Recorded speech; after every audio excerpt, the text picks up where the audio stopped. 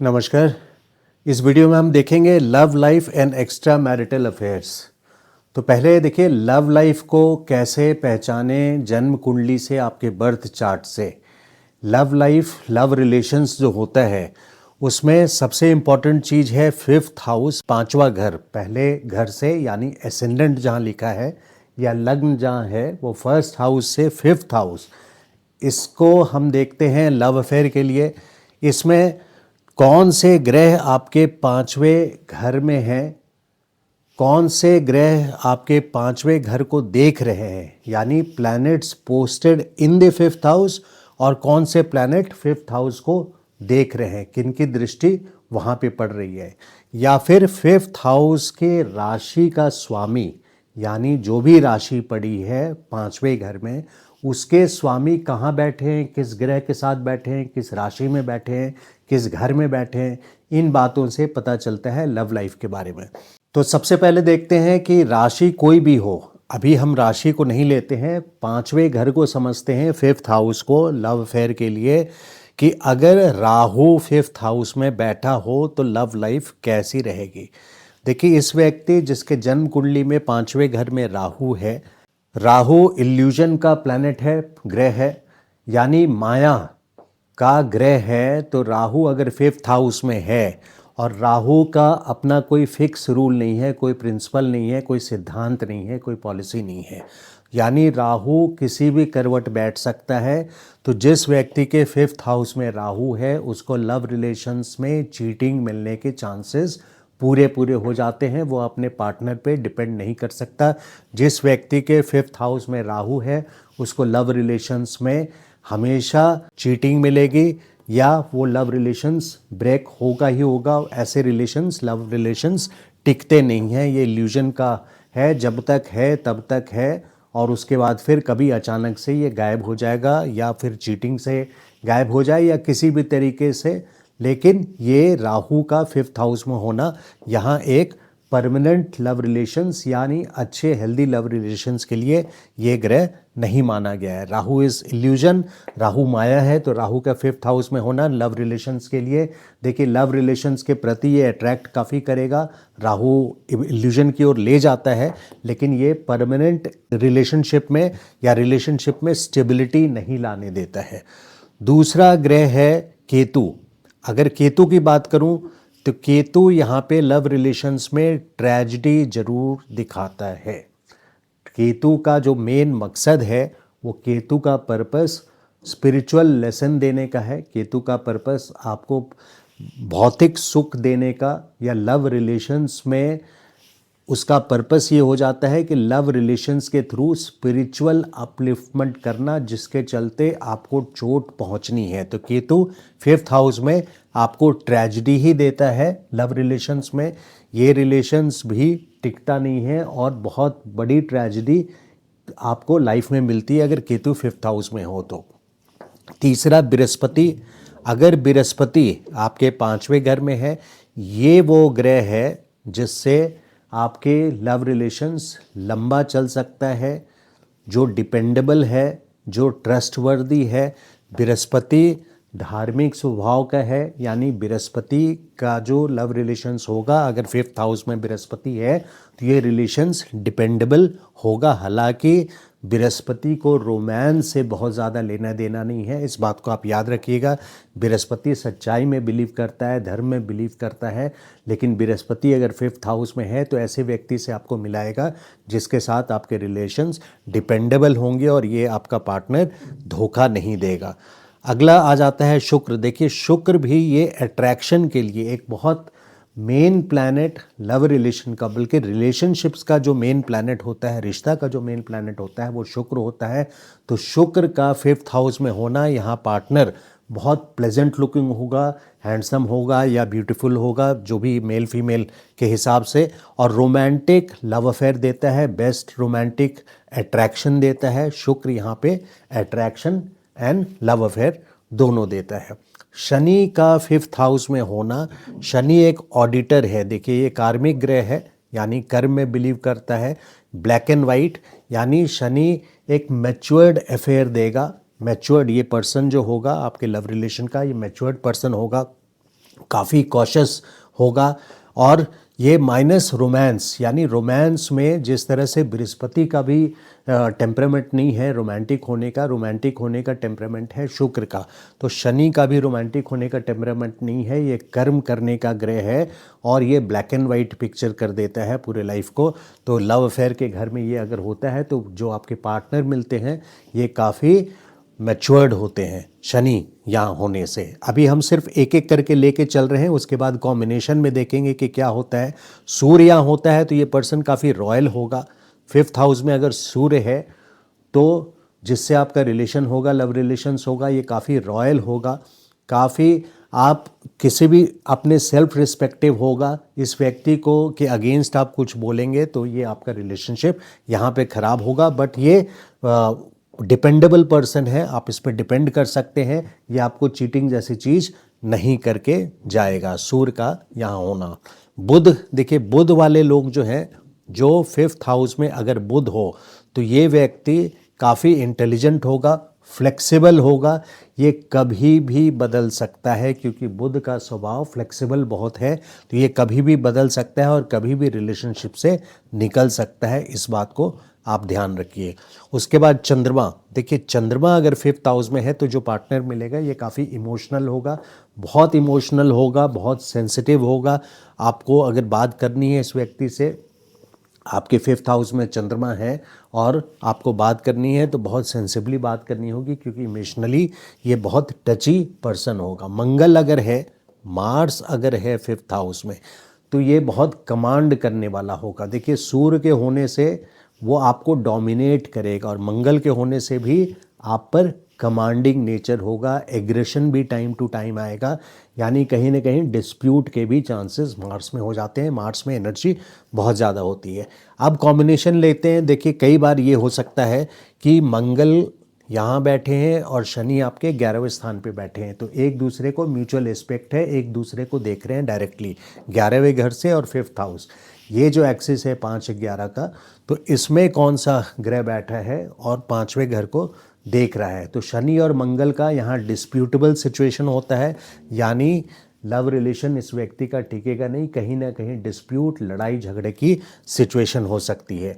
वहीं अगर अब दूसरा केस लेते हैं, अगर राहु आपके 5th हाउस में है और 11वें घर में आपका बृहस्पति है, या बृहस्पति और राहु दोनों आपके 5वें घर में है, तो ये गुरु चंडाल है, यानी लव रिलेशंस के कारण आपके लाइफ में बदनामी आएगी, इस बात को ध्यान रखिएगा।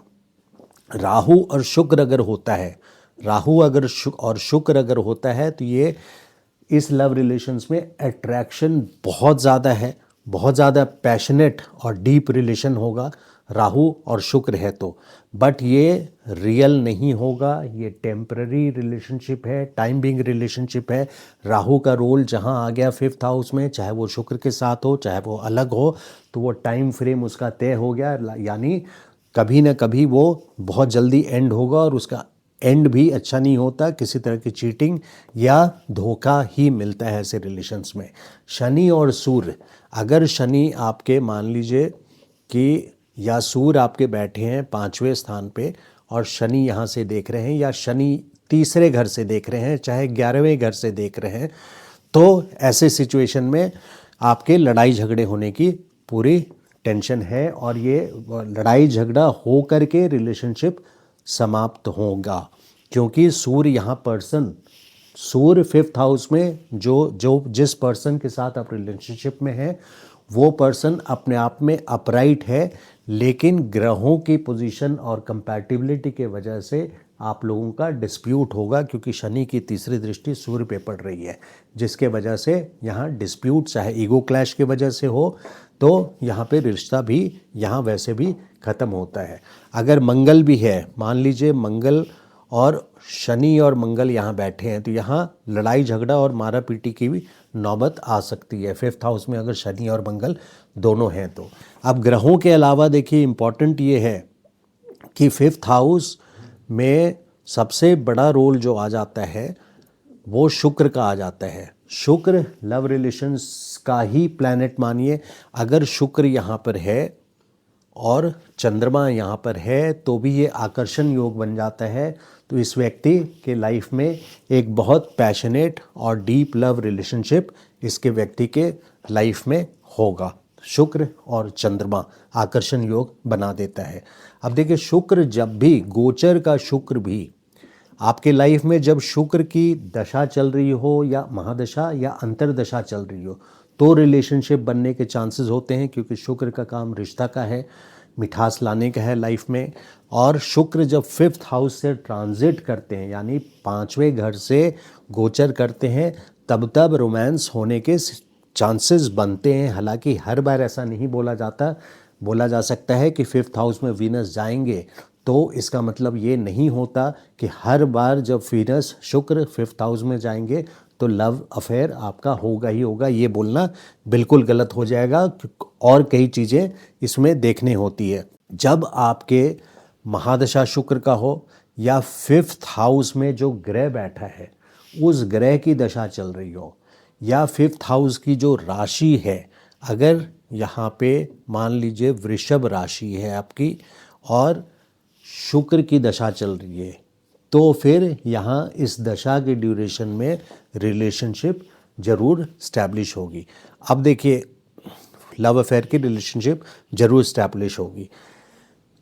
अब बड़े गोचर को देख लें। बड़े गोचर में ये है कि शनि जब भी जाते हैं 5वें घर में और किसी के जन्म कुंडली में मान लीजिए 5th हाउस में जन्म का केतु है, यानी गोचर के शनि 29.5 साल के बाद जन्म के केतु के ऊपर से जाते हैं 5th हाउस में, तो ये लव रिलेशंस में एक बहुत बड़ी ट्रेजेडी देगा जातक को, यानी जिसकी ये कुंडली है उसके लिए 29.5 साल में एक बार बहुत बड़ी ट्रेजेडी उस टाइम पे होगी जब शनि गुजरता हुआ, शनि का गोचर जन्म के केतु के ऊपर से होता है। केतु के वजह से, अगर केतु के अलावा यहाँ पे राहु भी है तो भी उतनी बड़ी ट्रेजेडी नहीं होगी जितनी केतु के ऊपर से है, लेकिन यहाँ पे चीटिंग यहाँ भी इसको मिलेगा राहु के ऊपर से गुजरता हुआ। अगर जन्म के शुक्र है 5th हाउस में और शनि का गोचर है तो यहाँ पे फिर अफेयर होने के चांसेस यहाँ पूरी तरह से बन जाते हैं। तो ट्रांजिट से भी हम देखते हैं कि ट्रांजिट्स भी, राहु का गोचर भी किसी भी जन्म के ग्रह के ऊपर से, जन्म के ग्रह जो 5th हाउस में बैठे हैं, 5th हाउस के ग्रह जो भी हैं उसके ऊपर से राहु का गोचर हो। शुक्र का तो गोचर बहुत कम दिनों के लिए होता है इसलिए परमानेंट इम्पैक्ट नहीं ला सकता, लेकिन राहु और शनि का खास करके, फिर जुपिटर भी 5th में रिलेशंस बना सकते हैं, लेकिन जुपिटर बृहस्पति वही रिलेशंस बनाते हैं जो सच होता है, जो परमानेंट होता है, जो डिपेंडेबल होता है। ये सिर्फ माया वाला काम बृहस्पति नहीं करता है, माया वाला काम राहु करता है। इस बात को ध्यान रखिएगा। इसके अलावा ये देखना जरूरी है कि पंचम घर में राशि कौन सी पड़ी है। अब शुरू करते हैं मेष राशि से। जिसके भी पंचम घर में मेष राशि पड़ी है तो यहाँ पे मेष राशि 5th हाउस में, यानी आप जिसके साथ लव रिलेशंस है आपका, वो पर्सन काफ़ी अपराइट होगा, यानी ऑनेस्ट होगा। जो भी बोलना है उसको बिल्कुल मुंह पे बोलेगा, सामने बोलेगा और वो डरेगा नहीं, निडर व्यक्ति होगा। जो भी मेल हो या फीमेल हो तो वो छिपाएगा नहीं बातों को। जो टॉरस यहाँ साइन आ जाए वृषभ राशि पंचम घर में, इसका मतलब ये है कि ये बहुत प्लेजेंट पर्सनालिटी होगा, बहुत कंफर्ट लविंग पर्सनालिटी होगा, बहुत स्वीट पर्सनालिटी होगा अगर टॉरस यहाँ पर है, और बहुत वेल टू डू पर्सन होगा जिसके साथ आपका लव रिलेशंस है। मिथुन राशि अगर यहाँ पड़ती है, इसका मतलब ये व्यक्ति बहुत ज़्यादा बोलने वाला होगा, बहुत ज़्यादा बोलता है, बातचीत करने में उस्ताद होगा अगर मिथुन राशि पड़ती है। तो अगर कर्क राशि पंचम घर में पड़ती है तो ये व्यक्ति जिसके साथ आपका लव रिलेशंस है इसमें बहुत इमोशनल पर्सन होगा। अगर सिंह राशि है तो ये पर्सन काफ़ी रॉयल होगा, यानी छिछोरी हरकत ये व्यक्ति नहीं करेगा, सेल्फ रिस्पेक्ट के साथ जिएगा। अगर 6 नंबर है यानी कन्या राशि आपकी पड़ रही है पंचम भाव में, इसका मतलब आपको ऐसा व्यक्ति मिल सकता है जो मेंटली बहुत शार्प होगा, इंटेलिजेंट होगा, बजटिंग में स्ट्रांग होगा, इस तरह के बहुत कैलकुलेटिव पर्सन होगा और कुछ हद तक सीक्रेट सीक्रेसी भी रखता होगा। ये लोग बजटिंग में बहुत स्ट्रांग होते हैं, इंटेलिजेंट होते हैं, इस बात को ध्यान रखिएगा। और इनके लुक्स भी प्रेजेंटेबल होते हैं, अपने एज से कम दिखते हैं। तुला राशि, यहाँ पे ये लोग फिर से हैंडसम या ब्यूटीफुल होते हैं, जो पंचम स्थान पे आए, और यानी जिसके साथ आपका लव रिलेशन हो, क्योंकि 5th हाउस की हम बात कर रहे हैं यहाँ पे। तो बैलेंस्ड पर्सनालिटी होते हैं तुला राशि वाले, और तुला राशि वाले देखने में भी काफ़ी प्लेजेंट होते हैं और कंफर्ट लविंग भी होते हैं। वृश्चिक राशि वाले क्वेश्चनिंग बहुत करेंगे और बात बात पे आपको पोक करते रहेंगे, यानी कहीं ना कहीं आप से इतना क्वेश्चंस पूछेंगे कि आप हो सकता है कई बार इरिटेट हो गए, और आपने अगर क्रॉस क्वेश्चन कर दिया तो फिर वृश्चिक राशि वाला आपको छोड़ेगा नहीं। धनु राशि, ये अपने काम के प्रति यानी ज्ञानी व्यक्ति होगा, काम के प्रति सच्चा व्यक्ति होगा, झूठ बोलना पसंद नहीं करेगा, और काम के प्रति निरंतर वर्कहोलिक नहीं बोल सकते, लेकिन अपराइट होगा, राइटियस नेचर का होगा। राइटियस नेचर मतलब अधार्मिक काम करना नहीं पसंद करेगा। मकर राशि होगा तो रोमांटिक पार्टनर नहीं मिलेगा। अगर मकर राशि 5वें घर में है तो काफ़ी कॉशियस होगा, प्रूडेंट होगा, अपने एज से काफ़ी मैच्योर्ड बिहेव करेगा अगर मकर राशि है तो। शनि की राशि है, ये रोमांस में बिलीव नहीं करता, जिसके वजह से यहाँ रोमांस की उम्मीद ज़्यादा नहीं की जा सकती है कि आपका पार्टनर बहुत रोमांटिक हो। यहाँ लव रिलेशंस की बात हो रही है। कुंभ भी शनि की राशि है, मकर ज़्यादा सीरियस राशि है शनि की, इस बात को ध्यान रखिए, और कुंभ राशि भी। लेकिन कुंभ राशि वाले भी काफ़ी मैच्योर्ड हैं, काफ़ी काम करने वाले हैं, और यहाँ पे रोमांस में ये भी बहुत बिलीव नहीं करते। मीन राशि अगर है, जो कि आखिरी राशि है, 12वीं राशि है, ये व्यक्ति भी म्यूज़िक वगैरह काफ़ी पसंद करेगा, कंफर्ट लविंग होगा, बैलेंस्ड पर्सनालिटी होगा, लाइफ को अच्छी तरह से जीने वाला ये व्यक्ति होगा 5th हाउस का। तो ये लव अफेयर की एक झलक सी दी है मैंने।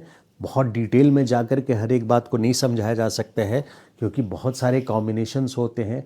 अगर कोई भी आपको देखना है लव रिलेशंस के बारे में तो ये देखिए कि राशि जो 5th हाउस में कौन से ग्रह हैं, कौन सी राशि पड़ रही है, पंचम घर को कौन कौन से ग्रह, किसकी दृष्टि पंचम घर पे पड़ रही है, पंचमेश कहाँ बैठे हैं, अष्टम स्थान पे बैठे हैं तो ये कष्टदायी होगा, मृत्युतुल कष्ट दे के जाएगा।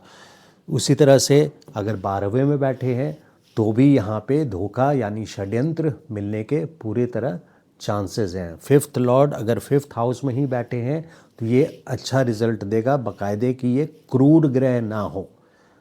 क्रूर ग्रह यानी मंगल, शनि, राहु, इस तरह के ग्रह यहाँ पे पंचम स्थान पे ना हो। शुक्र जैसा ग्रह है, चंद्रमा जैसा ग्रह है, या शुक्र यहाँ है या 11वें घर से देख रहा है, या चंद्रमा यहाँ है 5th हाउस, शुक्र और चंद्रमा का म्यूचुअल एक्सचेंज है, तो ऐसे कंडीशंस में अट्रैक्शन और लव अफेयर बहुत अच्छा रहता है।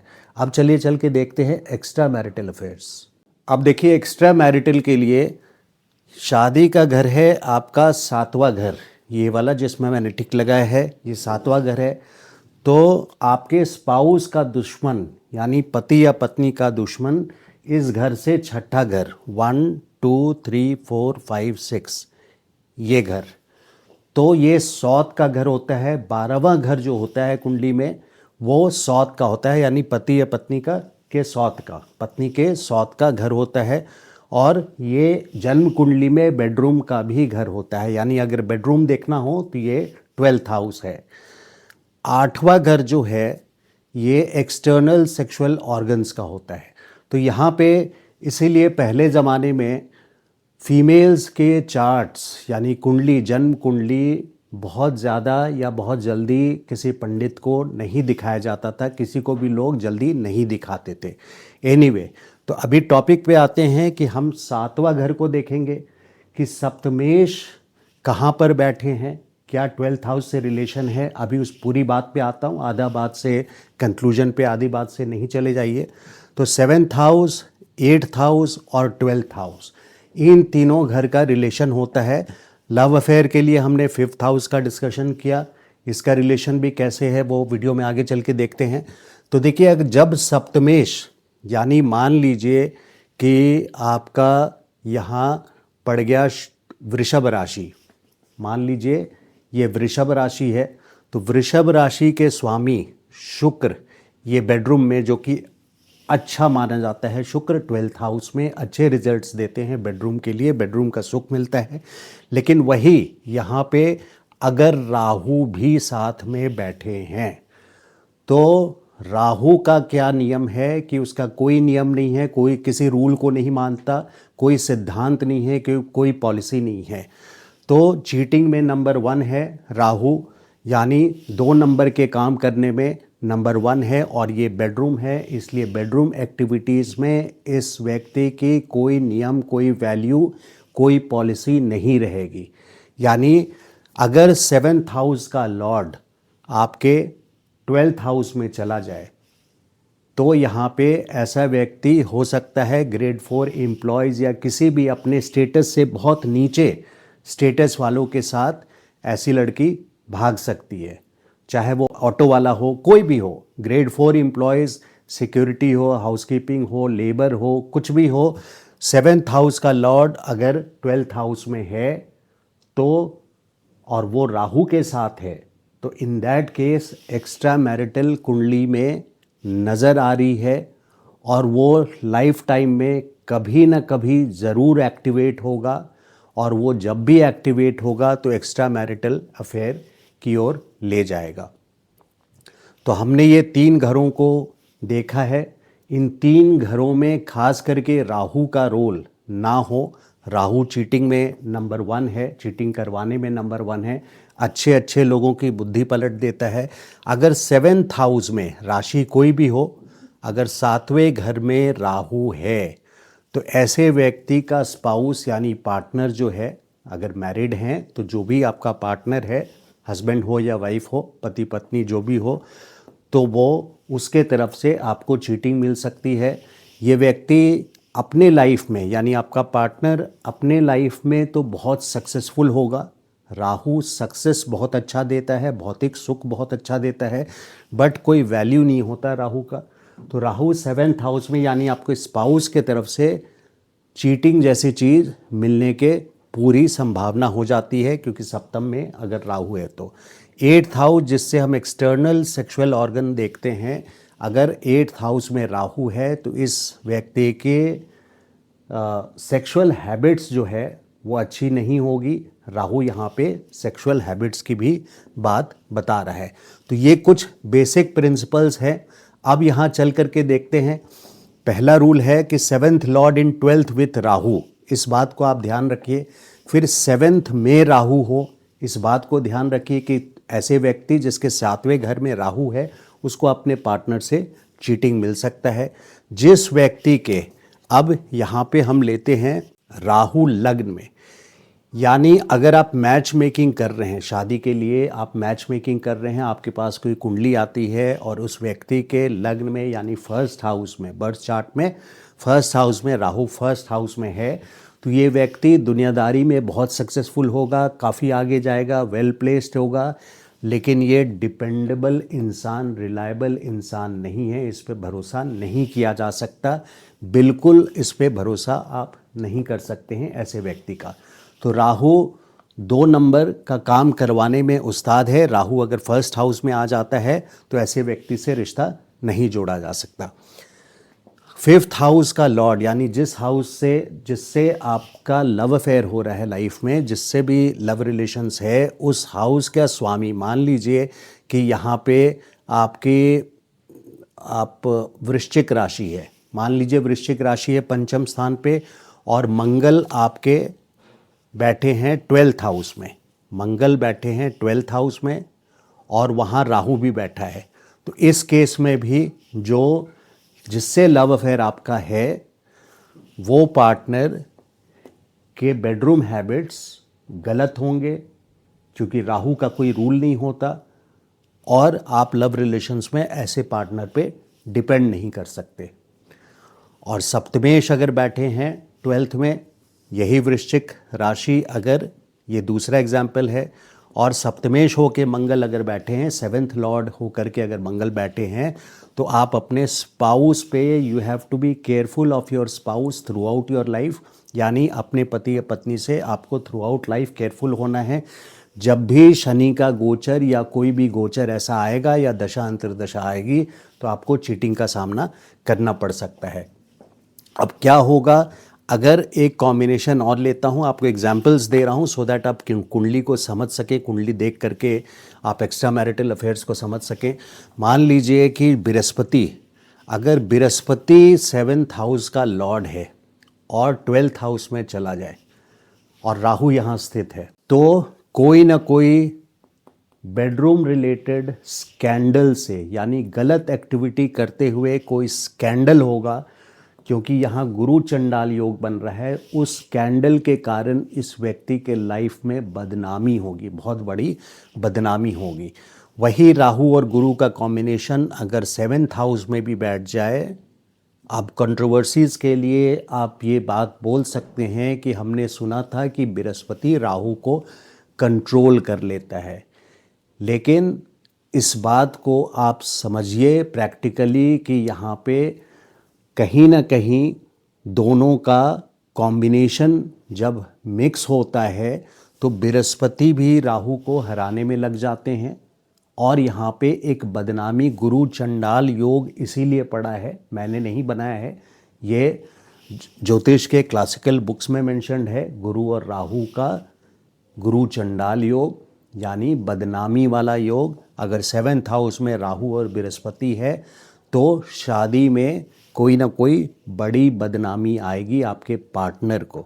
गुरु और राहु अगर 8th हाउस में हो तो सेक्सुअल एक्टिविटी से रिलेटेड कोई ना कोई बड़ी बदनामी आएगी। इस तरह से कॉम्बिनेशन आप कर सकते हैं। अगर गुरु बृहस्पति और राहु आपके 5th हाउस में हैं तो लव अफेयर से रिलेटेड कोई ना कोई बड़ी बदनामी आ सकती है।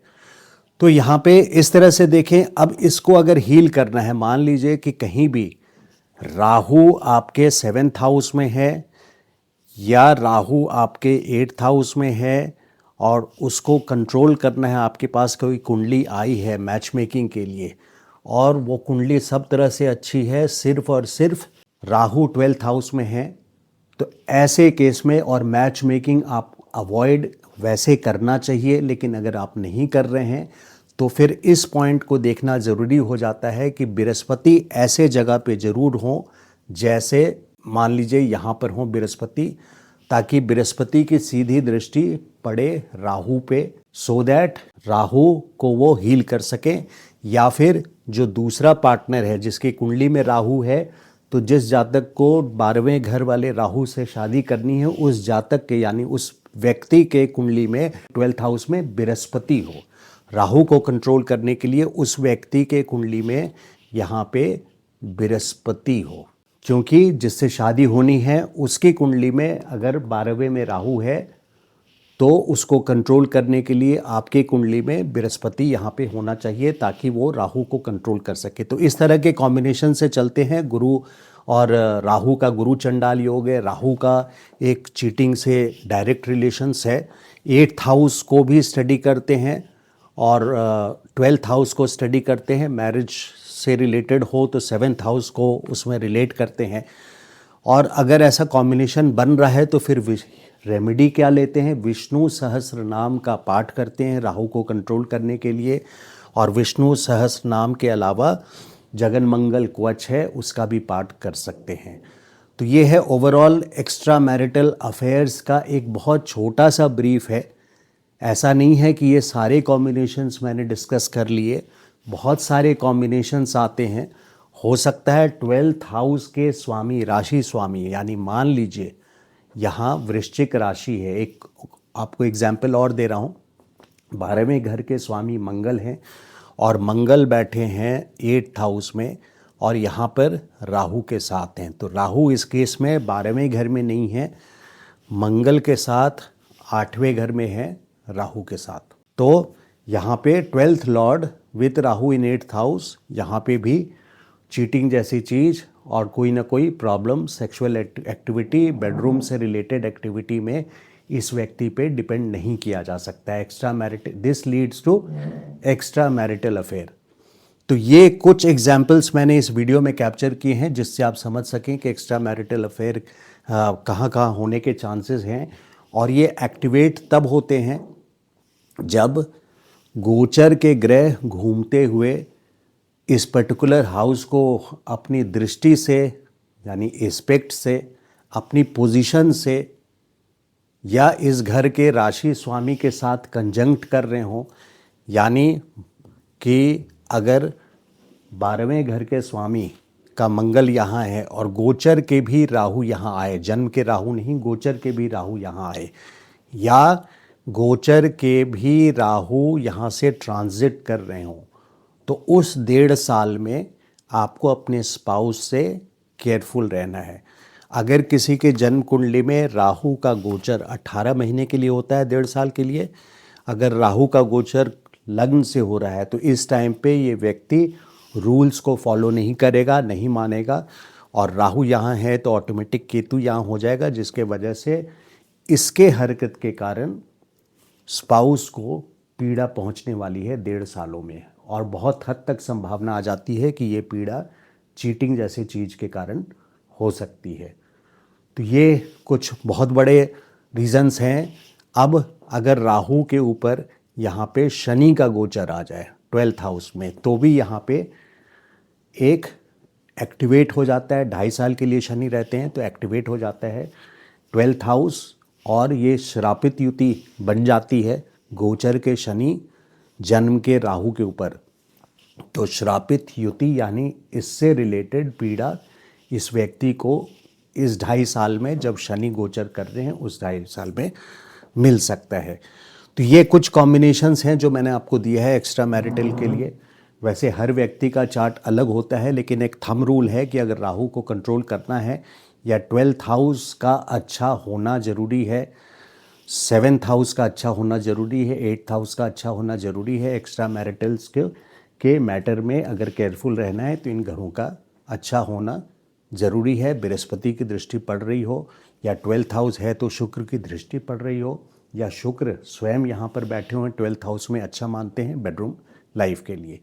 तो ये था overall video love affair and extra marital affairs के बारे में एक शॉर्ट जानकारी आप लोगों को दिया है। अगर मेरा ये वीडियो अच्छा लगा हो तो लाइक एंड शेयर कीजिएगा, और चैनल को सब्सक्राइब नहीं किया है अभी तक आपने तो request you to please subscribe to my channel. Thank you so much. नमस्कार।